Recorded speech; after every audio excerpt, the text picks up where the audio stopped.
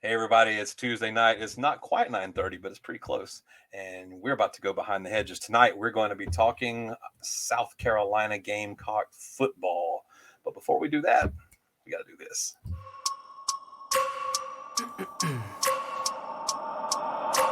I wake up every minute with the fever dreams. I push the mind to a limit where it needs to be. I work blind, got vision I don't need to see. I'm picking mind over matter, I believe in me. I need to find more hours in the day to breathe. Need to find more power in the way I be. Hey, welcome, folks. Hey, and welcome you. Who are you?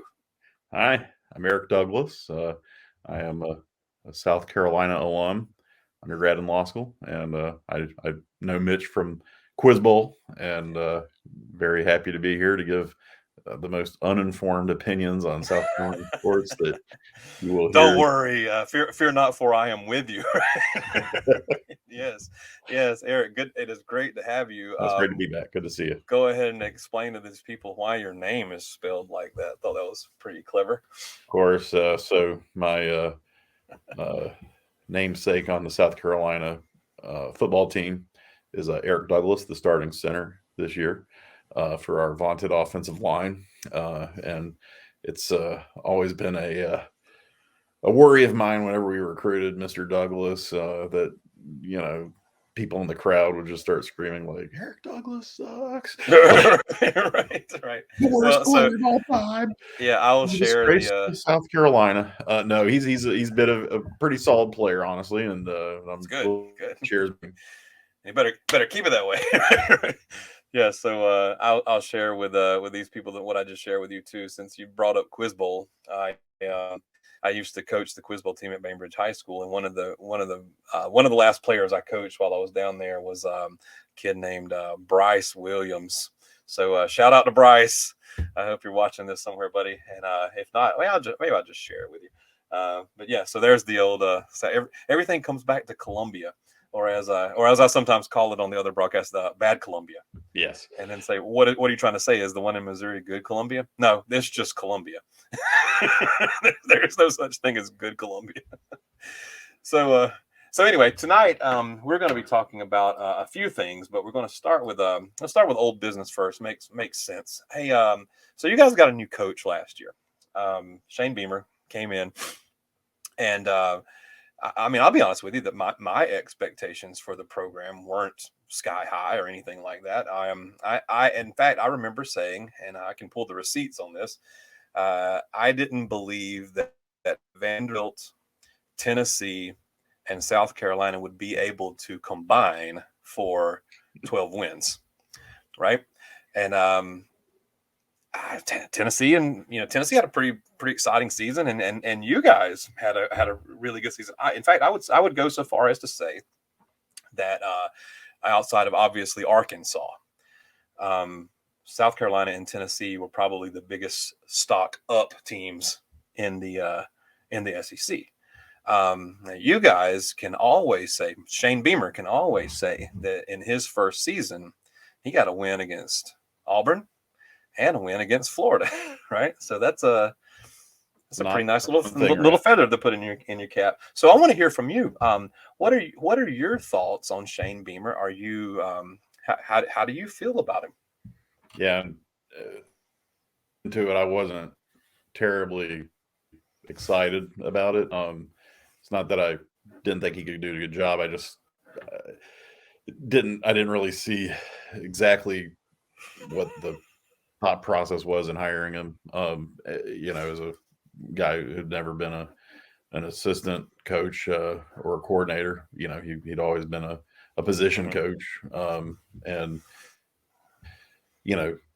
So I was a little bit. I think everybody at Carolina was pretty skeptical, and I mean it was good to move on from Muschamp, but we definitely were. But again, who are you going to replace? Who's going to want to come to Carolina? It's a tough job, sure. And so and Beamer he does have history at Carolina from the Spurrier days and all that good stuff. So.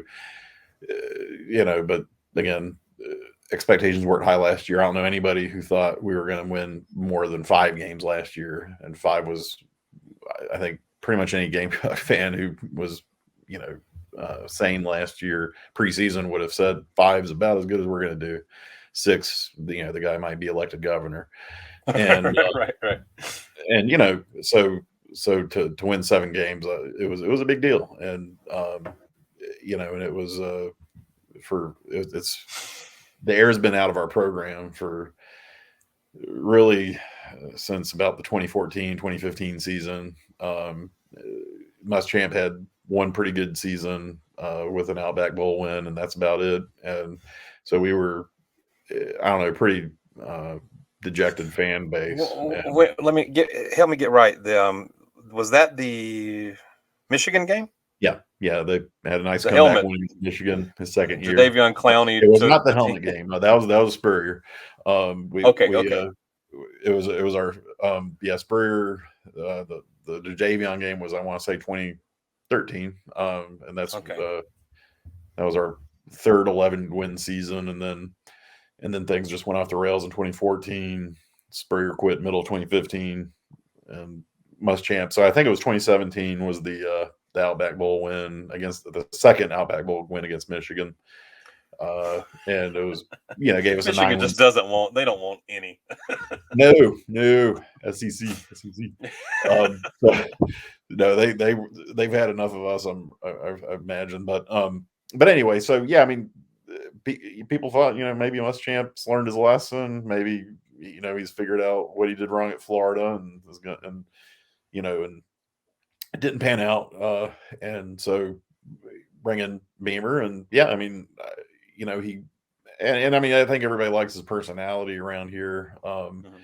And he's good on TV. He's good person to person from everything I've heard.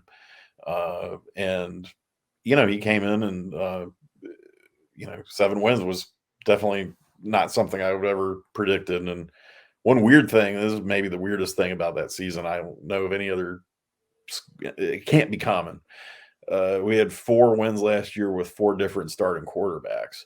Which is bizarre. And it's also bizarre that, like, I challenged the random USC fan to name those quarterbacks. I don't think I can.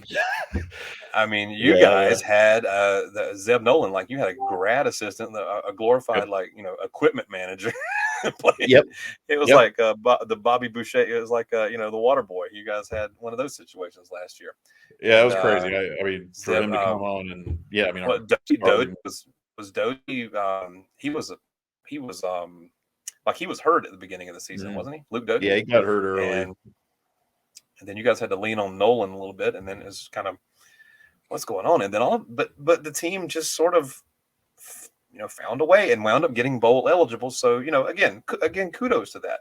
So I don't want to dip too much into the what to expect this year part of things, but I do want to ask old business, are you guys losing any pieces from that team that you thought were integral to the success of the team? Yeah, a few. So I mean, on offense, Kevin Harris was a pretty solid good back. And he didn't have a great year last year, but I think a lot of that really wasn't attributable to him. The biggest losses we have are on defense, and so we are losing Ngabari, who was a all SEC, and then we had what's his face? Oh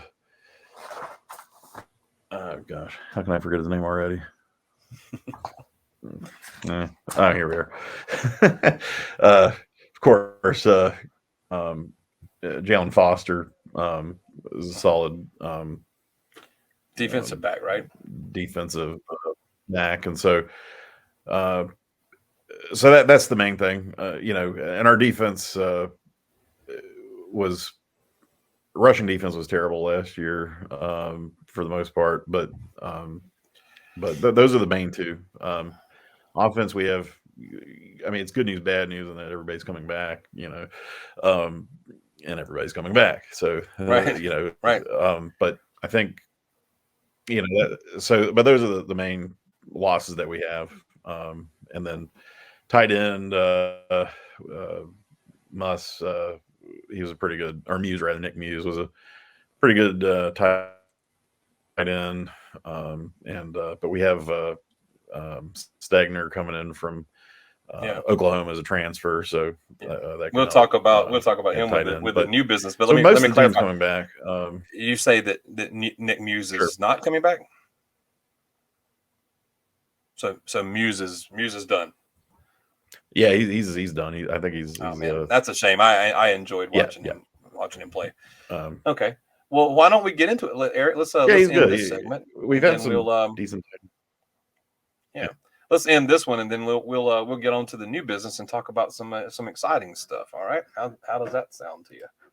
All right. Good. Stick around, people. We'll be right back.